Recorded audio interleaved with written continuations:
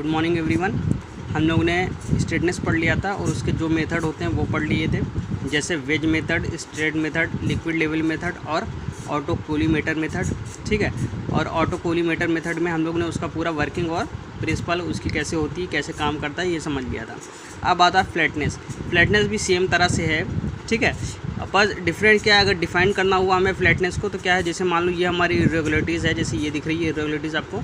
ठीक है, तो एक हमारी नीचे की सरफेस होगी, नीचे का प्लेन होगा, एक ऊपर का प्लेन होगा।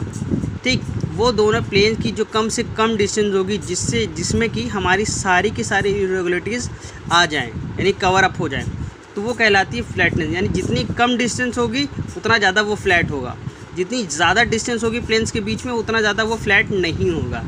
ठीक है, तो फ्लैटनेस में भी defined as the minimum distance between two planes which cover all the irregularities of the surface under examination. यानी कि दो प्लेन्स की मिनिमम डिस्टेंस जो कि सारी इरेगुलरिटीज़, सारे अप एंड डाउन सरफेस को क्या करे, कवर अप कर ले। ठीक, तो वो कहलाती है आपकी फ्लैटनेस। फ्लैटनेस को मेज़र करने के लिए ये कुछ मेथड हैं। डायरेक्ट कंपैरिजन, जैसे हम लोग का वेज मेथड था कि हमारे पास एक स्टैंडर्ड स्पेसिमेन होता था, उसको हम लोग सरफेस के ऊपर रख के चेक कर लेते थे। इसी तरह से फ्लैटनेस में भी। उसके बाद डायल गेज, लेवल और ऑटो कोलीमेटर मेथड। फिर उसके बाद फ्लैटनेस कंपैरेटर है। कंपैरेटर का क्या काम होता था कि वो कंपेयर करता था जो हमारा वर्कपीस है और जो हमारा स्पेसिमेन है, दोनों को आपस में कंपेयर करता था। फिर जो एरर आता था उससे समझ में आता था कि हाँ इसमें ये एरर है। ठीक, तो उसके बाद आता है लिक्विड मेथड। लिक्विड वही स्पिरिट लेवल मेथड जैसा है। ठीक है, उसके बाद इंटरफ्रेंस मेथड। इंटरफ्रेंस मेथड आपका क्या है, जो लाइट से रिलेटेड है, ये ज़्यादा इंपॉर्टेंट नहीं है। आपका दो है, डायल गेज और level auto collimator. Dial gauge में देख लेते हैं। डायल गेज वैसे आपको कई बार पढ़ा चुके हैं, जैसे डायल गेज होता है, डायल इंडिकेटर होता है। बस यहाँ पे डायल गेज का पूरा मैं वर्किंग नहीं समझाऊंगा, डायल गेज का यूज़ समझा देता हूँ। ठीक है, जब भी हमें किसी सरफेस की फिगर में देखते हैं, जब भी हमें किसी सरफेस की क्या करनी होती है, वर्कपीस की फ्लैटनेस चेक करनी होती है, तो उसकी सरफेस को हम लोग किसी रेफरेंस सरफेस के पैरेलल में रखकर और किस हिसाब से रखते हैं, या तो यहाँ स्पेसिफाइन वो होता है स्लिप गेजेस के हिसाब से रखते हैं उसको, या तो यहाँ स्लिप गेज लगे होते हैं। ठीक है, कि इतनी दूरी पे अगर यहाँ से 5 मीटर है तो यहाँ 5 सेंटीमीटर है तो यहाँ से भी 5 सेंटीमीटर पे रखा।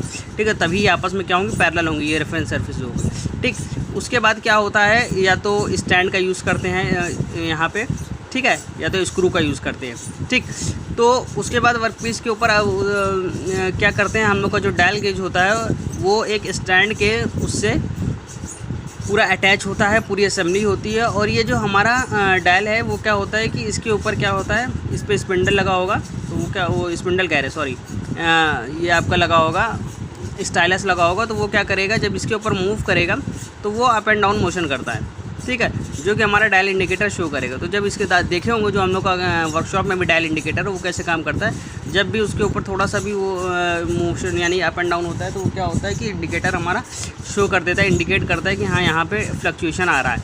ठीक है, यहाँ पे अरेंजमेंट इस तरह से होता है कि इसको हम लोग ऊपर नीचे कर सकते हैं पूरा डायल को। डायल हमारा इस तरह से यहाँ पे मूव भी होता है।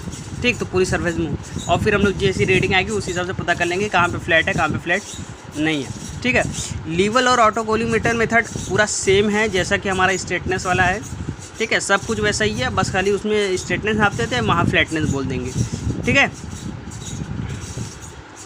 ठीक, ओके, थैंक यू।